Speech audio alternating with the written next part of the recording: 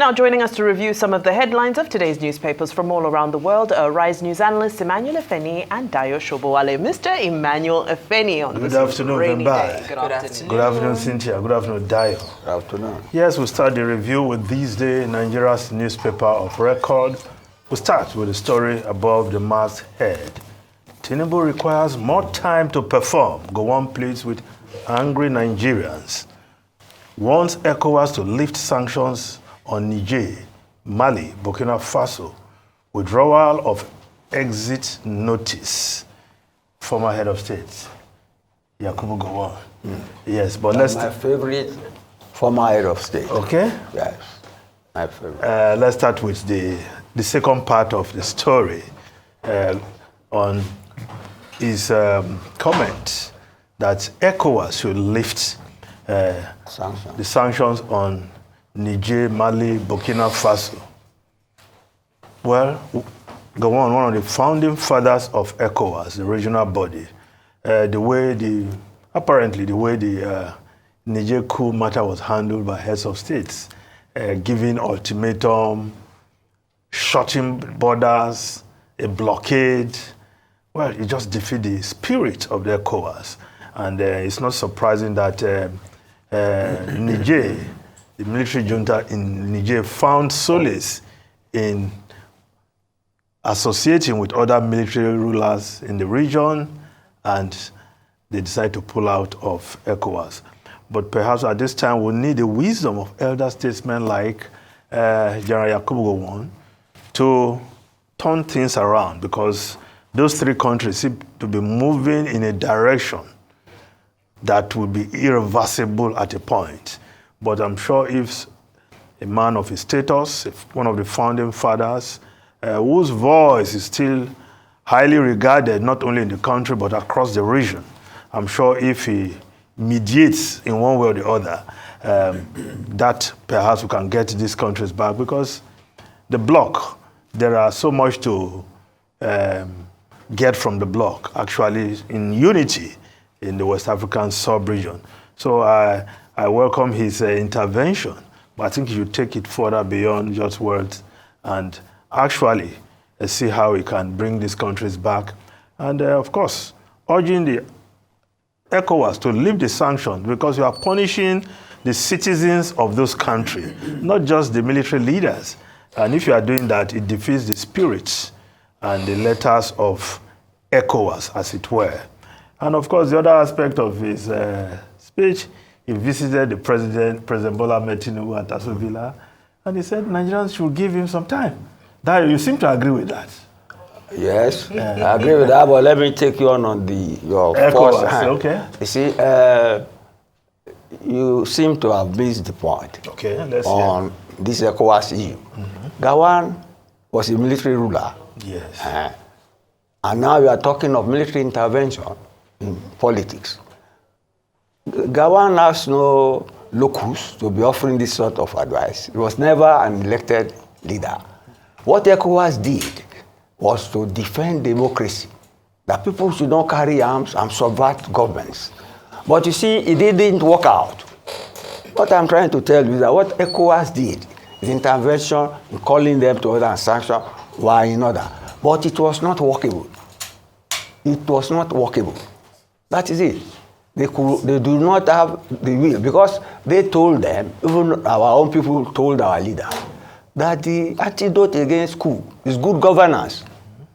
Do you get me? If you want to promote democracy, democracy must put bread on the table of the people who put their leaders in power. That is why coups are happening. So at the end of the day, even Tinubu could not sustain that, the ECOWAS leaders could not sustain it, then these military rulers teamed up against the rest of ECOWAS. That is why someone like Gowon has come in to show some solidarity in the interest of the region. Yes. But do not forget the background. That he was never elected. He even fought our own war, but he was never elected. Well. And then what what ECOWAS was doing was to protect democracy. I will say that again. But it didn't work out the way they did it. Now they have gone back to the drawing board. No, I don't have a problem with they are trying to defend democracy, which every person should do. But how they went about it, giving the military junta ultimatum, with the threat to invade. Military action. And of yes, course, that's deterrence. At the end of the day, Niger is a sovereign country. No. And the people will resolve the problems one way or the other. There is no way. Then, in addition to that, protect democracy. No, Dayo, in addition to that, the blockade, economic blockade against that country, you are punishing the citizens. Not the military. I said it didn't work out. No, it did not work out. You know, Mr. Shobole, and then again, you see, even our own Muslim brothers. Yes. They said those are cousins across the road. Yes. In the years we can't do it. So it didn't work out. Yes. But the attempt was made to defend democracy. No, defending democracy is not a problem. How you defend democracy in this case, forgetting the filial connection between Nigerians and Nigerians. That is why it didn't work out. Hey, you are applauding Gawan, the military ruler. No, we can't. What are you saying? No, I am. But Perhaps you did not get the point I'm making. You also have to separate the messenger from the message. Correct. What I'm saying is that at a time like this, perhaps we need a statesman of Gowon status who was a founding father of ECOWAS to wade in, talk to both sides, the guys who want to exit, and the guys who are there, who are saying, yes, we are doing this to defend democracy. You strike a balance because you probably more countries within ECOWAS don't like democracy. No, that's not. That statement is out of place. It's not a matter of liking democracy or not liking democracy. So that's not the issue. You may like it, it's your problem, whether you like it or not. But I'm liberty to say what I have to say. No, you say, I don't like democracy. I'm telling you are applauding a military ruler intervening in democratic process. So because Gowon was a military ruler, so whatever he says should not be taken seriously, we should just discard it. Is that what you're saying? Look, let me tell you so. I'll give you a good answer and a good example. Argentina, you hear me? When they return back to democracy, they jailed 3 of their previous military rulers. Go and read your history. Well, Videla, Varela, and our former military leaders. If you want democracy, become Democrats and ruled as Democrats. So if we had killed them, they did not kill them. It is in Ghana that they killed them. And it was a military ruler that killed them. How many military men are wearing agbada right now? So, for me, what's important is that this man understands. We've come back to democracy. Okay, let's just if you want democracy, let's have it.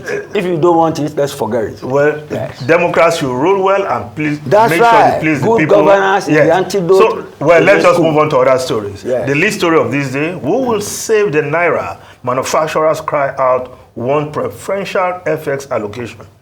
Yes, 24 hours after the Nigerian Employers Consultative Association asked the federal government to fix the rate of the Naira. Of course, manufacturers are coming out now, crying out that they want preferential. Well, that they should be given some preferential treatment because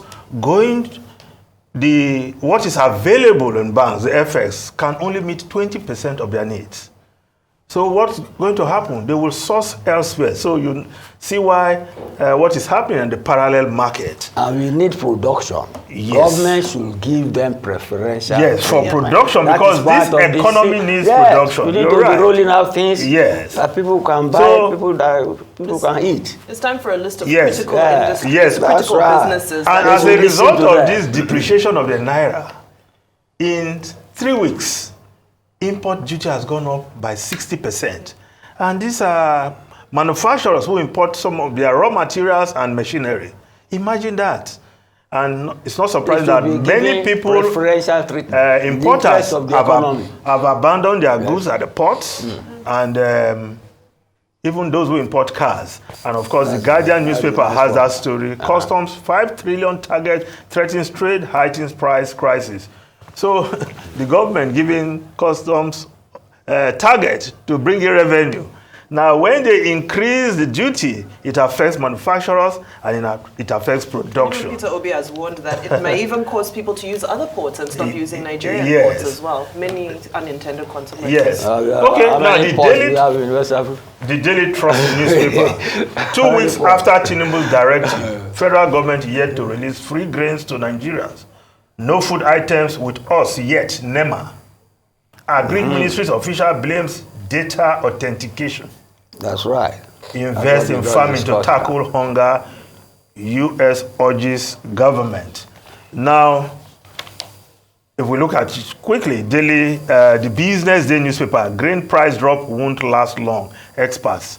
Because the only reason why prices has dropped in Kwara, in Niger, in Kano is because off-takers who buy in bulk for millers have stopped. But we need those mills to also work. But for now, but the prices are falling. Yes, for now the prices are busy. All right. To say they won't last. More importantly, I mean, the fact that the FG is yet to release the free grains and made that announcement is something that needs to be talked about another day. There are words that there are no grains to even distribute in the silos. Thank you, gentlemen. Mr. Emmanuel Feni, Mr. Dayo Shobole, for your analysis. We look forward to seeing you hopefully tomorrow. Thank you.